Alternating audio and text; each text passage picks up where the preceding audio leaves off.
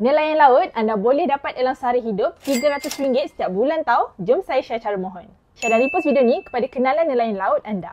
Anda layak terima allowance ni jika warga negara Malaysia, berumur 18 tahun ke atas, ada kad nelayan yang sah, ada lesen vessel perikanan yang sah dikeluarkan oleh Jabatan Perikanan Berkaitan, status pengambilan minyak aktif, pekerja atau awak-awak berdaftar sebagai pekerja vessel oleh pemilik vessel individu atau syarikat. 3 kategori penerima terlibat termasuklah pemilik vessel perikanan Zon A, pemilik vessel transformasi Zon A yang berstatus syarikat, pekerja warga negara Malaysia atas vessel berlesen bagi Zon A, B, C dan C2.